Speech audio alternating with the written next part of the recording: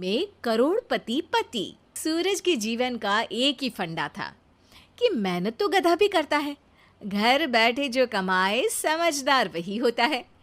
इसीलिए उसने कभी नौकरी ही नहीं ढूंढी। इस बात से हालांकि उसकी पत्नी शिखा बिल्कुल भी अग्री नहीं करती थी, पर फिर भी सूरज को समझाना बेकार था। टीवी में कैसे बनोगे करोड़पति का ऐड देखकर उसे लगा कि बस अब तो घर बैठे ही वो करोड़पति बन सकता है, और उसके पीछे उसने अपने सारे सोर्सेस एक्टिव कर दिए। 2 हफ्ते में उसके कलीग के साले के पड़ोसी के बेटे का सोर्स निकलता है जो कि उसे शो में पहुंचा सकता है, और सूरज उससे मिलने चला जाता है। अच्छा, तो हमें मुकेश जी बता रहे थे कि आप हमें शो में पहुंचा सकते हैं। हाँ, उसमें कोई तकलीफ नहीं है। मैं कल अगर कोशिश करूँ तो इसी महीने में आपका नंबर आ जाएगा। अरे ये तो बहुत बढ़िया हो गया। अच्छा, वो सिलेबस और क्वेश्चन पेपर का कोई जुगाड़ है क्या? हैं? उसका तो कोई जुगाड़ नहीं है। तो वो वाकई में कुछ भी पूछ सकते हैं?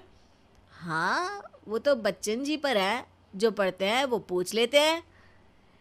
पहली कोशिश फेल होने पर अब सूरज के सामने एक बहुत बड़ा सवाल था कि आखिर जवाब कहाँ से लाए।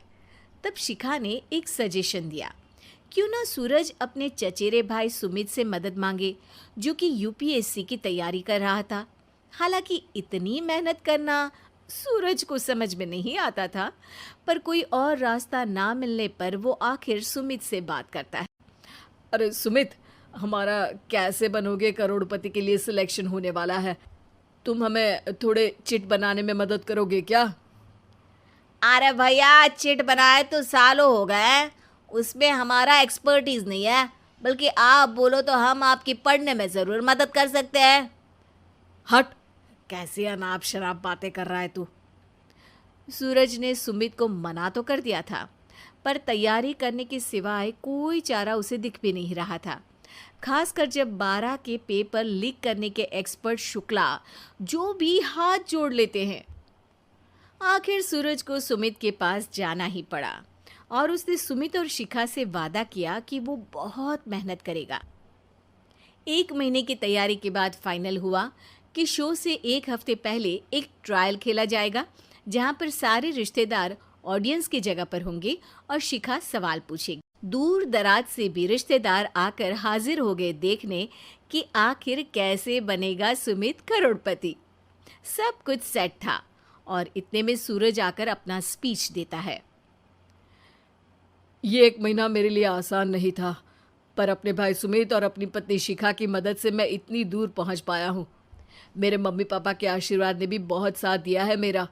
मैं उम्मीद करता हूँ कि आज के शो में आप लोगों को बहुत मज़ा आएगा।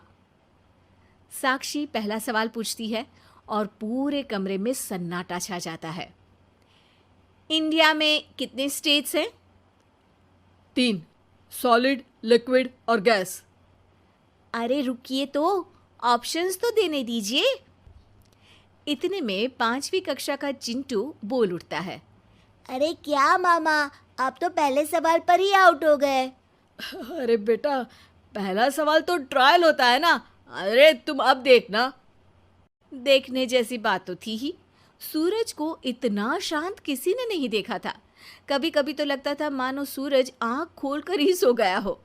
मामा जल्दी करो प्लीज, कल सुबह पनवेल भी तो निकलना है। अरे हट, कंसंट्रेट करने दे मुझे।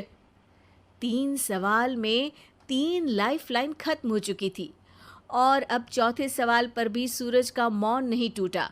पर सूरज अभी भी हार मानने को तैयार नहीं था। उधर हर कोई सूरज को छोड़ सुमित को देख रहे थे। आखिर सुमित ने ही तो पढ़ाया था सूरज को। गजब बेइज्जती है यार। अरे बेटा, तो बाप का, दादा का, भाई का, सबका नाम बुड़वाएगा। अरे 3 लाइफलाइन ले ली तो भी तेरा कुछ नहीं होना है।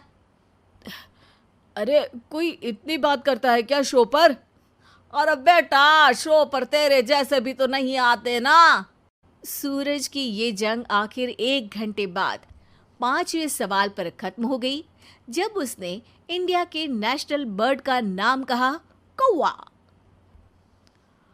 अरे बेटा, मजा तो बहुत आया, बस थोड़ा टाइम पर खत्म होता तो आनंद भी आ जाता। ताने बारिश के बूंदों की तरह बरस रहे थे और सूरज को भी समझ आ रहा था कि ये करोड़पति बनना शायद उसके बस के बाहर की बात है। पर वो आखिर ये बात मान कैसे लेता? वो सख्त लौंडा जो ठहरा, उसने सोचा कि बेइज्जती तो हो ही चुकी है, पर अगर मैं हार नहीं मानूं तो शायद कुछ हो सकता है। शिखा, तुम देखना, असली शो में आग लगा दूंगा, आग। करोड़पति बनूंगा मैं। हाँ, सब्जियां खत्म हो गई है घर पे, ले आओ। पहले पति बन जाओ, फिर करोड़पति बनना। अरे गजब बेइज्जती है यार।